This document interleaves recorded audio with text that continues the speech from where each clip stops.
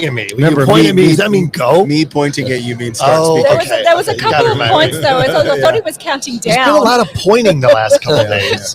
Pictures pointing, you're pointing, you're pointing. It's only everybody's pointing. 10th of these today, so. I know. Yeah, this is awesome. All right, we've got James with us. So, James, real quick, if you would, just name who you're with and what you do. So, my name's James Richards. We have a family business in the south of England. We do like topographic surveying, underground utility surveying, drones, measured surveys, just a lot. And we're going into CCTV and jetting now as well. So nice, busy. Nice. You said CCTV and what? Jetting. Yeah. Of the lines. Yeah. Okay. Okay. Nice. Yeah. Cool. So you said it's a family business. Family business. Yeah. So, he hasn't said what it's called yet, though. Yeah. Benchmark. Come surveys. Sorry, yeah. Benchmark surveys. Yeah. Awesome. So, being a family business, how many generations in are we at this point? So it's my mum started it in 1995. Nice. And then I've come on board, and now my brother's on board now. So cool. So your mum a surveyor? Mum's a surveyor. Yeah. I got to meet her. Yeah.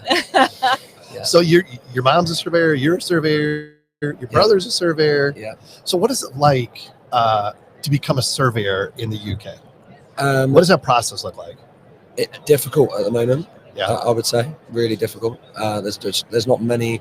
My mum went to uni, studied actual land surveying. Yeah. So I think we're losing touch a little bit with actually what is a surveyor at the moment.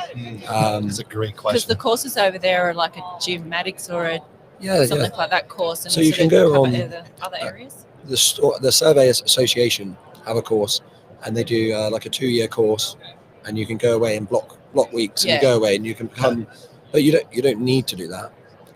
That's more just gives you a certification to do certain stuff. It's not a real like diploma or it is a diploma sort of level. Yeah. Okay. Yeah. So, but you don't need to do that to survey in England. You can just start. Anyone can start. Yeah. That's crazy. Yeah. You can just do whatever really, and I think it's hard. Everyone just falls into this industry at the moment.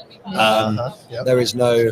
I think. Well, going back to my mum, she fell into it kind of, but then it's nice to because like a woman in the industry back then, it probably wasn't a thing. So then becoming an actual land surveyor, I'm really happy that I've fallen into it. But it's just difficult for people to know what the job is, I think. Yeah. But is there like certain years of experience? You have to take exams, that type thing, in order to be registered or licensed to do certain things? You don't need to do that, not in the UK, but it's advised, and you can join. More credibility. Yeah, exactly. Yeah.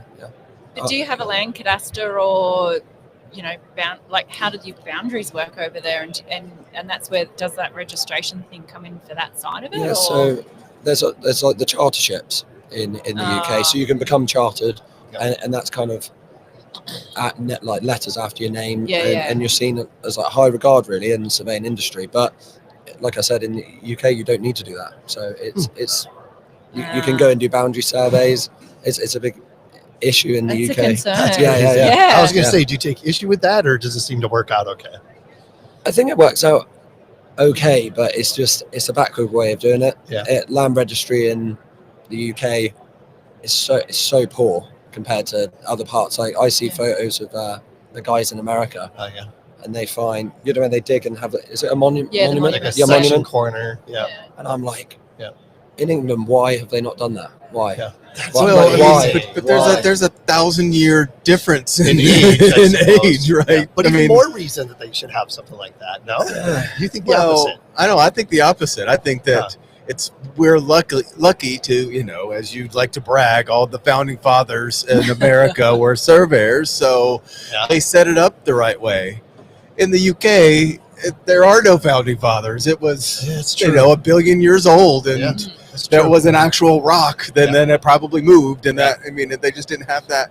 They probably knew what they knew and took it over, right? Yeah. It's really poor how you register the land. In the UK, you get this really thick red line around your property boundary, but it doesn't really demark what it is. Where it is. So you have no monuments in the street or anything, or survey markers in general? No. You just have your boundary walls, or you have. Yeah, interpretation comes into it. all the time. It's a really difficult part, and actually we don't do land registry surveying anymore back home out of choice, because you just waste so much time. It just sounds like sounds like it. So what does your family business company do instead? So we do topographic surveying, so anything pre-construction really. Okay. Underground mapping of all the utilities.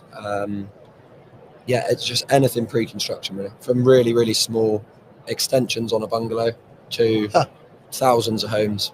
Map the fields, things like that. So there's still a lot of development happening. Loads. Awesome. Very cool. You mentioned drones before as well. Drones, so are you using those a lot more to do your topo surveys and stuff? More in a visual aspect for the client, I would say. We're still GNSS on like a quad bike. I much prefer using that rather than drones, because it just takes a long time to process and things like that. They are great tools, but we've had a LiDAR one in this week actually, using LiDAR to map some really difficult areas. So, we are using it in combination really. So what's your what's the connection being here for Trimble Dimensions? So I post a lot online. I put a lot of photos up, a lot of videos of what I do, and I think it's good. A lot of people are engaged with it and things like that. So Trimble, we're long users of Trimble. So they invited me over a couple of years ago, but I had a son at the time, so it just didn't work out, so I couldn't come. So giving me the opportunity to come over and meet everyone, it's been amazing so far. Can I just talk about that online, because you do post a lot? Do you get a lot of interaction from non-surveyors? Yeah, and there's a girl that I used to go to school with, and her boyfriend saw my posts, and he now works for us. Oh wow! So, okay. I think it's a good way of getting people in the industry, and try and actually understand what a land surveyor is. It's very much one of those things. No, like I got friends back home, they just think I go in a field and take photos, and that's literally like no one understands. So. No one understands. But some people actually don't realize that. That's maybe a simplistic way to look at it, but that's a career. I mean, you do a lot more technical stuff, but you get to go out into a field and take pictures, and that's better than, I don't know, some people would think is better than some jobs. I just think it needs some authority. When you say I'm a land surveyor, it's a really important job, really important, but I don't think people are confident in saying I'm a land surveyor anymore, because there's not many courses or things like that. You're losing that identity a little bit, or people don't think it's important anymore. Exactly. Or they just don't know. Like you said earlier, they don't know. Over there, I can understand why they don't think it's important.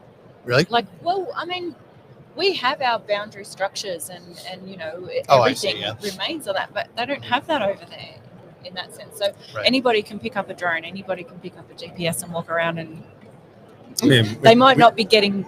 We can do that here too. There's maybe a little more get in trouble, more professional shame involved, but you can still do it. But you have the cadastre in place, so you need the registered surveyors. I think surveyors are held in high regard in Australia. Wouldn't you say?